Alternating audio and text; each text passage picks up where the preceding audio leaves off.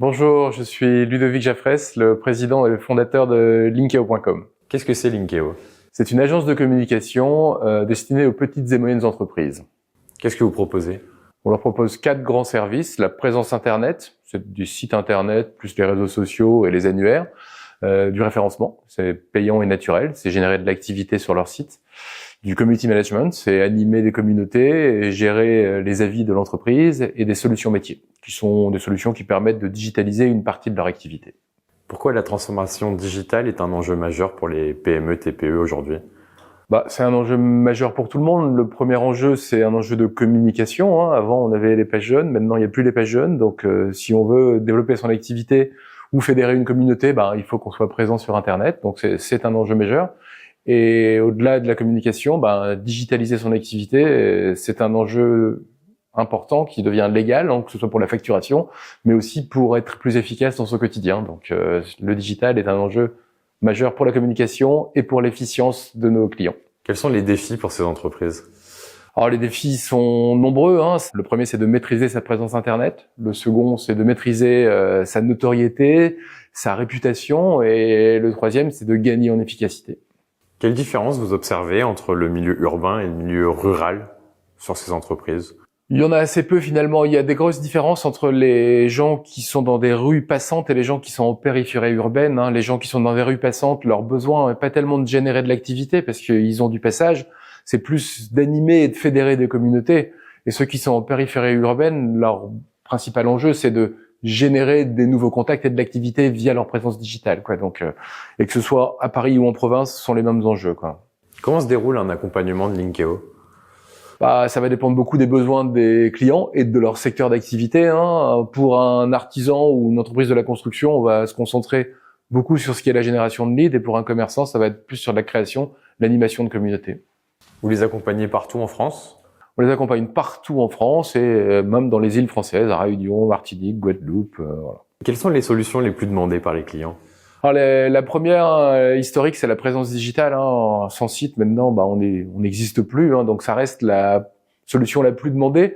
Ce qui arrive pas loin derrière, c'est le référencement. Mon site, je veux qu'il me rapporte de l'activité. Donc beaucoup de référencements payants sur les moteurs de recherche, principalement Google, et des référencements naturels. Ensuite, on a tout ce qui est community management. C'est devenu assez central pour les entreprises ces dernières années d'avoir des bons avis. Donc du coup, globalement, gérer leur réputation, ça devient central. Quel rôle va jouer ou joue déjà l'intelligence artificielle là-dedans? Alors, le rôle de l'intelligence artificielle, il est à plusieurs niveaux. Déjà, nous, pour la communication qu'on va offrir, ça nous permet d'être plus efficace et d'offrir une communication à des coûts abordables. On automatise une partie des tâches avec l'intelligence artificielle.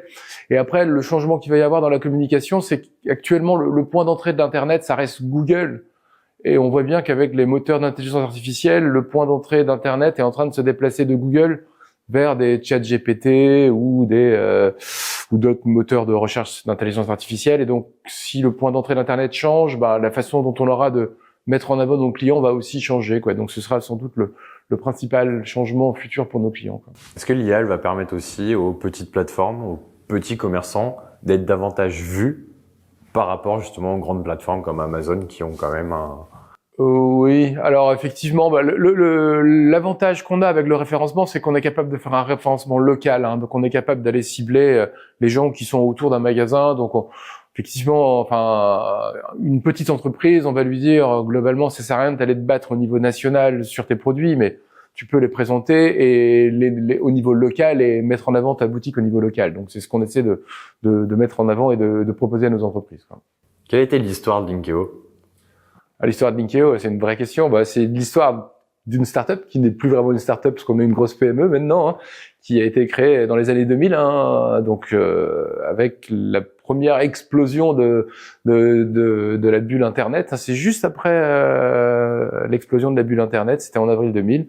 Et donc du coup, on l'a créé là, à cette époque-là, à l'entreprise, c'était les balbutiements de l'Internet et c'était la création. Il y a eu une vraie appétence pour les sites Internet, le référencement, et donc ça s'est créé à ce moment-là. Vous en êtes où après 25 ans d'existence? Toujours très enthousiaste, parce que on est un métier, ce que je dis toujours, Google a été créé en 99, un an avant nous, Facebook, je crois que c'est en 2005 ou en 2007. L'iPhone est sorti en 2007, YouTube c'est 2009. Enfin, en gros, on commercialise des produits et des services d'entreprises qui n'existaient même pas au moment où on s'est créé. Donc c'est très excitant dans la mesure où on sait même pas ce qu'on va vendre dans 5 ans. Même si on a des petites idées sur l'évolution de la communication digitale, on est sur un truc qui bouge tellement vite que c'est passionnant. Quels sont vos prochains objectifs? Le prochain objectif, c'est toujours d'accompagner le mieux possible nos clients et de finir notre développement international. On essaie de faire briller Linkeo et la France dans plusieurs pays anglo-saxons, quoi. Pour une TPE ou une PME qui hésite à se lancer vraiment concrètement dans le digital, quels conseils vous lui donneriez?